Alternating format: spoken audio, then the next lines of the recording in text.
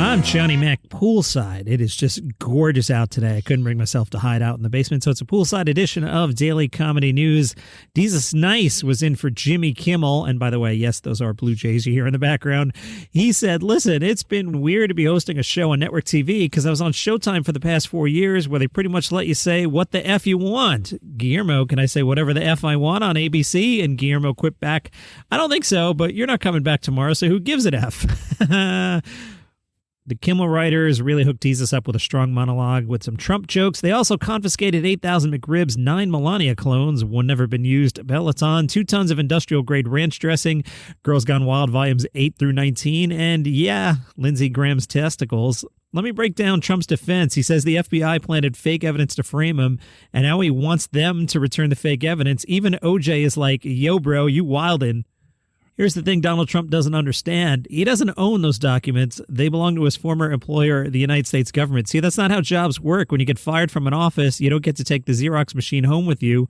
When I got fired from Showtime, they didn't let me bring home the cast of Shameless. That's great. And people are saying, what's the deal about a president keeping classified documents at his house? Because his house is a golf resort. It has a seafood buffet on Wednesday nights. Come on. It's like if Obama left the nuclear codes at Red Lobster.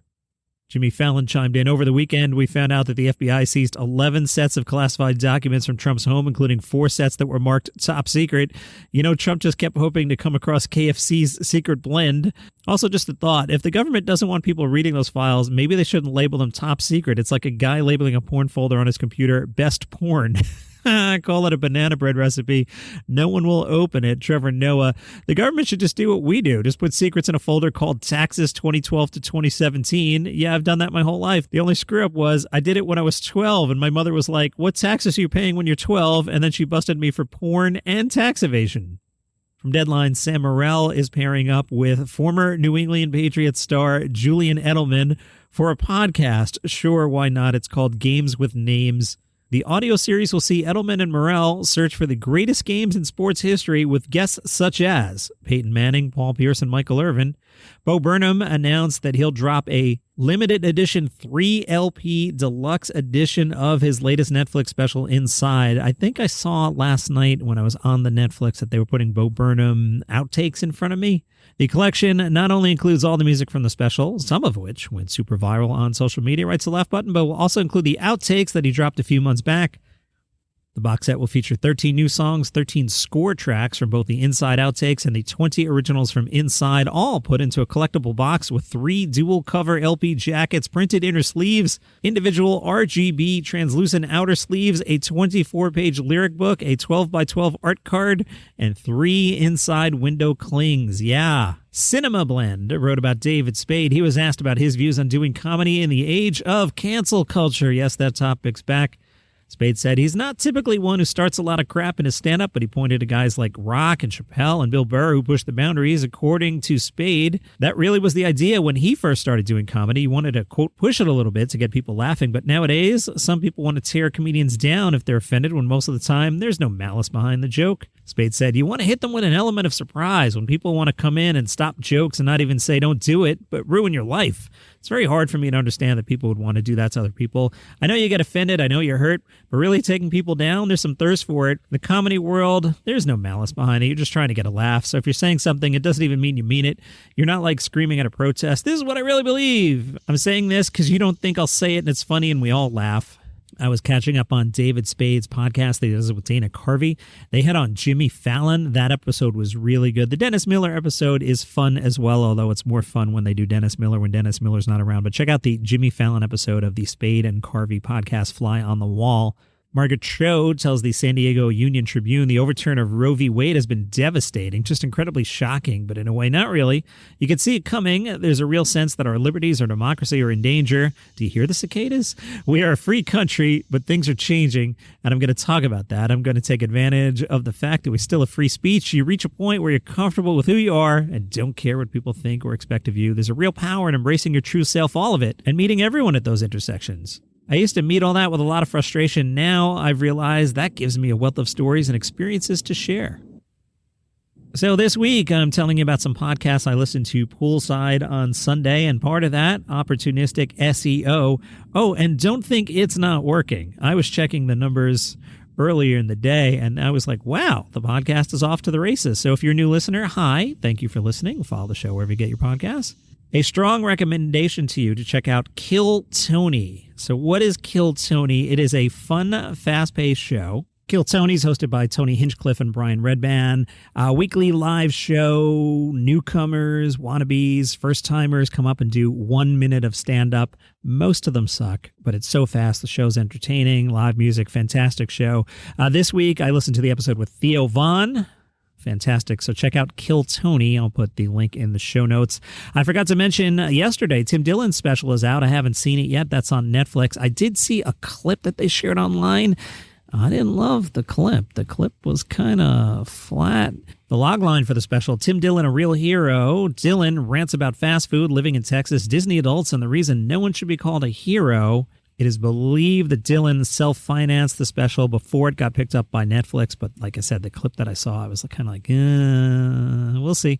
Christopher joined us on the Daily Comedy News podcast group. Christopher, thank you for writing that. He said, you asked for suggestions. I listen to help keep track of when my favorite stand-ups have specials out and what platform they're on. It's very confusing which comedian has what specials where.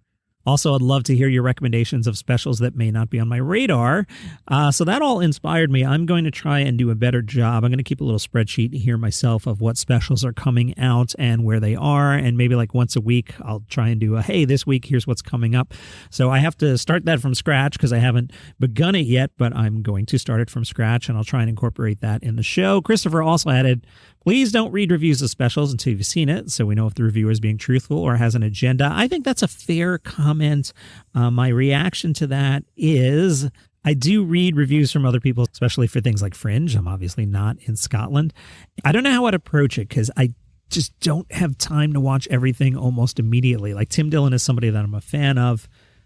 Special came out on Tuesday. By the time you're hearing this is Wednesday. Even if I go inside right now and record it, it wouldn't make the show till Thursday. So sometimes I do crib off other people's reviews and I try to form my own opinions as things go on. So I'm not saying your suggestion is bad or crazy or anything. I just don't know how I'd execute it, but I am thinking about it. Also on the Facebook group, Daily Comedy News Podcast group, friend of the show, Dan Bublitz Jr. posted, last summer, I did an independent tour to get ready for my indie album recording and some filmmakers from Minneapolis, St. Paul made a documentary about my life on the road. How awesome is that? They did a fantastic job of capturing what it's like to be an unknown comedian in today's world. Check it out. And Dan shared the link. Same thing. I haven't had a chance to watch it yet, but I'm into what Dan does and I plan on doing it. I have saved to my YouTube watch later playlist. I usually wind down at the end of the night just surfing YouTube. Did not on Monday night because I was watching Better Call Saul. Good finale, by the way. Let's stop off at Gossip Corner. Nick Kroll was spotted up in Peekskill, New York. He was spotted at Peekskill Coffee. What was he doing there? Who knows? Lohud reports. Nick Kroll was at the coffee shop with his wife, Lily, and apparently ordered a crepe and an Arnold Palmer. Also from Gossip Corner, Kevin Hart was in Dallas. In between his two big shows down there in Dallas, he made a promotional stop at Happiest Hour. Kevin Hart was standing behind the bar at 5:30 p.m. on August 12th. He shook up a cocktail made with Gran Coromino tequila. What a coincidence. That's his new tequila that he launched just before summertime. And what do you know? Somehow the Dallas Morning News found out that Kevin Hart was tending bar, and luckily they had a photographer there and everything. It's amazing how these things work. Kevin Hart wants the world to know that Cristaliano, a style of barrel-aged tequila that he's filtered until it's clear, can change the way Americans drink tequila. You go for it, Kevin Hart. Kevin also stopped at Goody Goody Liquor on Greenville Avenue, where dozens of bottles of his tequila were already signed and ready to be sold. What a hustler Kevin Hart is. Sean McCarthy's over at Fringe. Unlike me, he gave 4 stars out of 5 to Christopher Titus's Carrying Monsters. Sean's website is The Comics Comic, and Sean writes, this man's got stories to tell. He's told some of them through 3 seasons of unorthodox television. He toured comedy clubs and theaters across North America. Carrying Monsters goes back to the well Titus first dove down for his first special back in 2004. That well is the pain and suffering he felt as a child of divorce. He claims he can finally tell all of his stories from his childhood now that some of his family members have died. Why? Less lawsuits. Titus repeatedly reminds us every situation he's recounting actually happened to him. He says, I've added jokes just to make it less sad. Christopher Titus, Carrying Monsters, runs through August 28th at Assembly George Square Studios, Studio 2. Told you yesterday about Jerry Sadowitz's show at Fringe getting canceled because he whipped out his schlong. Sadowitz released a statement on social media saying, "Getting my penis out is for the purpose of the funny line which follows it." Yeah? All right. He also complained that his act is now being cheapened and simplified as unsafe, homophobic, misogynist, and racist. There's that foursome again. He said, "While I didn't always get it right, the show is what it is for those who enjoy it." And he asked the Pleasance Theater to apologize to the people who had wanted to see his second show. All right, man. There's your comedy news for today. I'm going to hit the pool. You follow the show for free on Apple Podcasts or Spotify, wherever you get your shows. You can buy me a coffee at buymeacoffee.com/dailycomedynews on the socials. I took a terrible picture of myself in front of the pumpkin sign at the National Donuts chain. Why didn't I smile? I don't know. Actually, I could tell you because I was trying to take the picture and I happened to pick the 30 seconds in the middle of the day where 10,000 people were coming in and out of the suburban donuts chain location. And they were all looking at me like, who is this weirdo taking a picture with the signs? I just wanted to get it over with. See you tomorrow.